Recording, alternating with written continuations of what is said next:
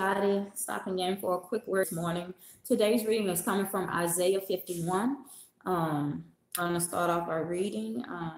Listen to me, all who hope for deliverance, all who seek the Lord. Consider the rock from which you were cut, the quarry from which you were mined. Yes, think about Abraham, your ancestor, and Sarah, who gave birth to your nation. Abraham was only one man when I called him, but when I blessed him, he became a great nation. The Lord will comfort Israel again and have pity on her ruins. Her desert will blossom like Eden, her barren wilderness like the garden of the Lord. Joy and gladness will be found there. Song of thanksgiving will fill the air. Listen to me, my people. Hear me, Israel. For my law will be proclaimed, and my justice will become a light to the nations. My mercy and justice are coming soon. My salvation is on the way. My strong arm will bring justice to the nations. All distant lands will look to me and wait in hope for my powerful arm.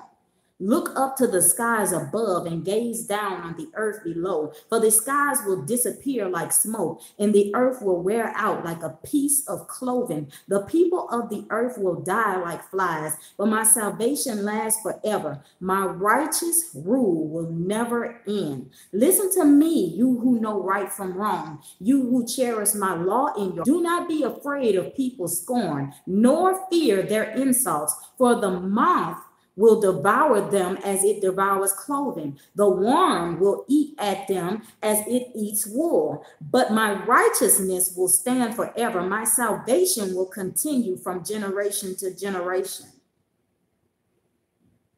The Lord is calling us back.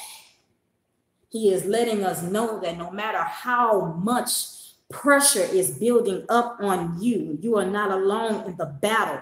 You are not in this fight alone. God is him who is keeping you. Have you ever gotten to a point in life where you feel like everything is falling apart, and you get to that point where you feel like you just want to quit? You want to throw in that towel. You want to stop because what you are facing is too much for you. But God wants you to know that in this hour, you are not alone. He is with you. It is him who is keeping you. He is the reason why you can't stop. He is the reason why you can't throw in that towel, because he is keeping you. The devil wants you to feel like you're alone in this thing so that you will quit and never get to see what God has for you. When he is telling you to go back and remember Abraham and Sarah, their promise took years to come to pass.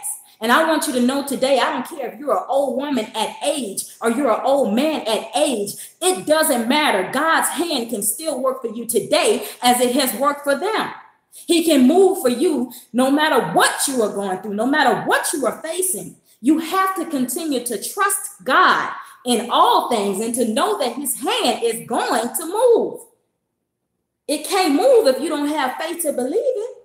Get out of this place of feeling like God is weak. He is not weak. He is a big God. He is strong. He is able to keep you, and he is keeping you. You just have to understand and realize that his judgment is coming. You don't even have to lift your mouth up against your enemies. Do you know what God is going to do to those who are rising up against you just for you being his? You don't even have to fight it. Leave it alone. Take yourself out of it.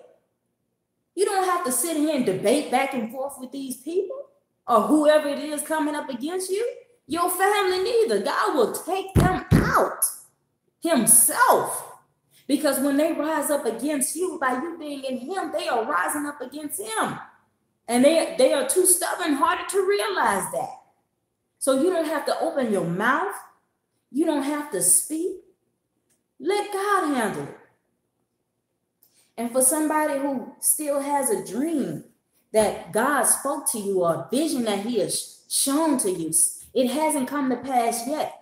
But I guarantee you, before you shut your eyes, if you don't lose hope, if you don't allow the devil to come in and snatch that dream from your heart, I guarantee you, before you leave this earth realm, you shall see it come to pass. Because one thing about the God we serve, he cannot lie.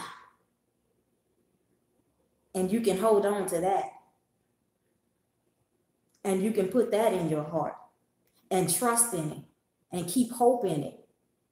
Because God can't lie. And he will not lie. Well, just stopping by with a quick note today. I hope I blessed you all. I hope you all receive it, and I hope you listen. And please keep holding on, no matter how long it takes. Guess what? It has to come to pass. God can't lie. He loves you. He loves you, and he will not leave you. I don't care what you're facing. I don't care what is standing up ahead of you that might seem giant. Well, guess what? Your God is bigger than that giant that's coming up against you, and he will not leave you to face it alone.